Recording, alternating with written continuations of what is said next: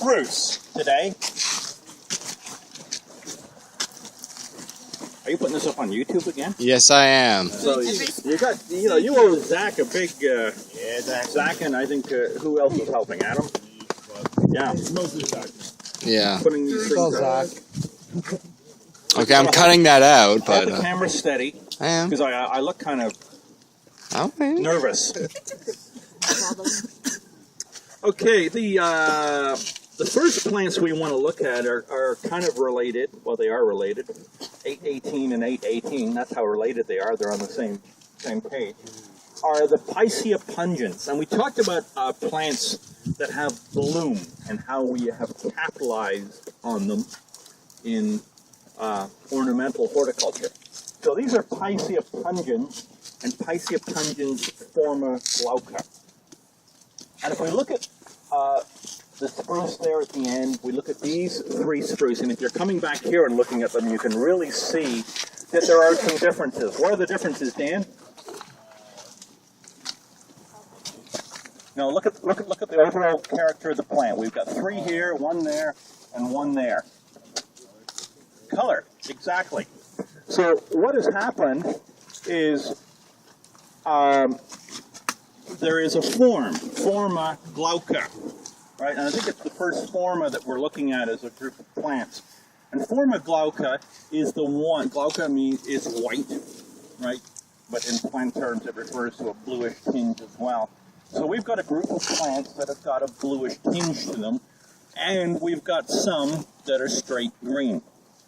So we've got the straight species, and we've got the forma glauca.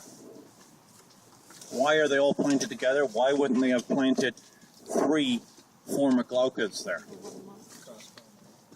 Cross-pollination. Cross-pollination. Don't want a monoculture. Fanshawe would be never that forward-thinking in its design years ago.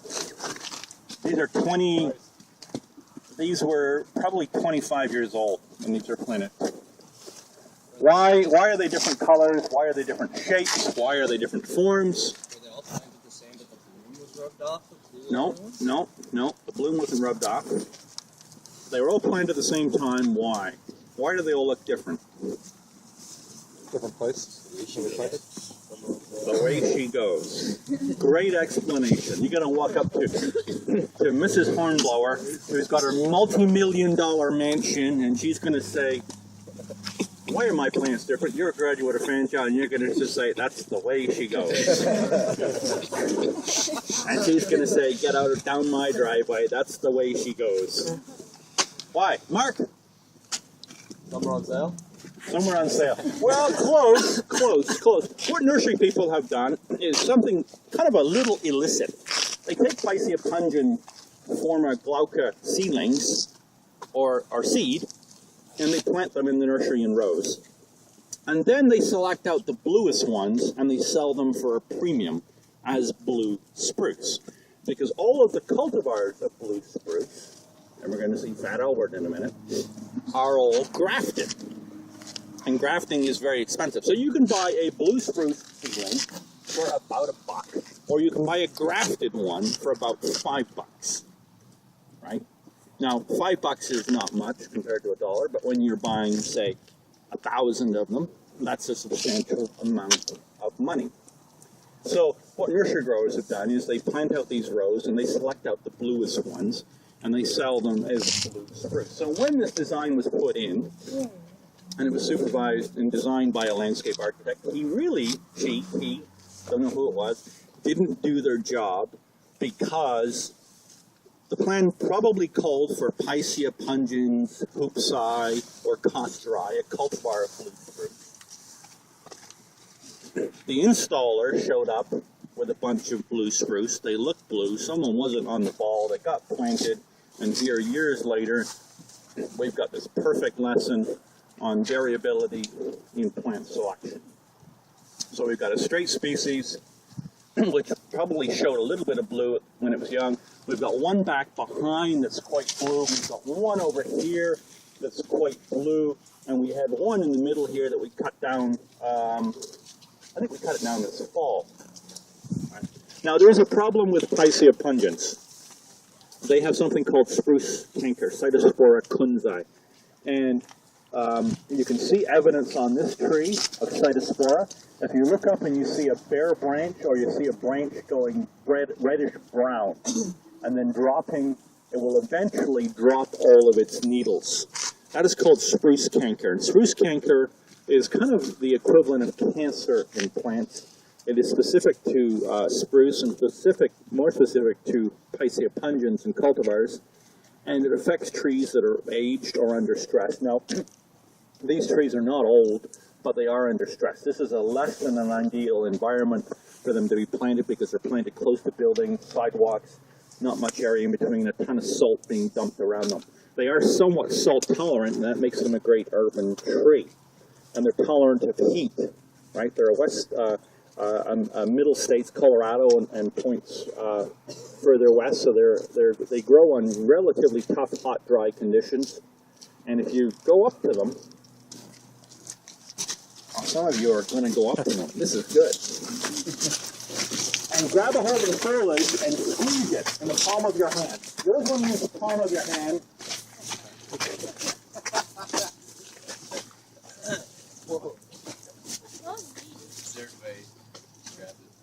And it's prickly, right? Yes. It's very, very prickly. Quite. If you push against the needles, you'll see that it's really quite prickly. That's a characteristic of yeah, you gotta take your gloves off.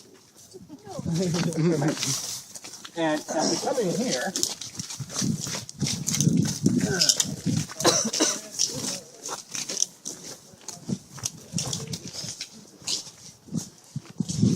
come on in here.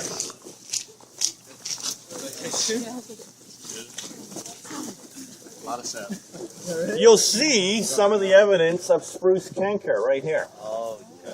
Now, if you prune a plant with spruce canker, you can infect another plant. So who's collecting samples today? How many people brought secateurs? I have some. You have secateurs. Adam, so you're collecting samples. Who else is collecting samples? You are? Okay, so someone needs to cut the blue spruce and then cut nothing else, and then we need to disinfect your secateurs at the end. I'm down. You want to get this one then? You get this one, so you can be the infected one. You're kind of like the zombie of the class. Okay? But you can also see evidence here of spruce canker. You get this oozing of this resin. And can I borrow your secateurs? I'm going to make them real messy here. Oh, lovely. Oh. You can see It's like sappy. you get this resin. You can actually make chewing gum out of spruce. You can collect the sap and you boil it and refine it. They're going to be a little sticky now. It's all right. But you can make a chewing gum out of spruce gum. Used to brace the wind. Well, it doesn't matter. That's you know, because this is just a reaction to the limb being cut off, and it oozes this excess resin because of the spruce canker. Anybody want to make chewing gum? Emily, why don't you make some chewing gum? Kyle, you make some chewing gum. There we go. Don't put it in your pocket because as the resin warms up, Hold on to it forever. it'll get really, really sticky. Put it back on the tree. Anyhow, look at the cones. Cones are really quite unique. Remember I said you're going to identify cones, so if you're picking up samples today, grab the cone too. Adam, you're going to grab a cone. The cones are kind of a light colored. They've got a little point on the scale of the cone, and they're kind of medium sized. Right?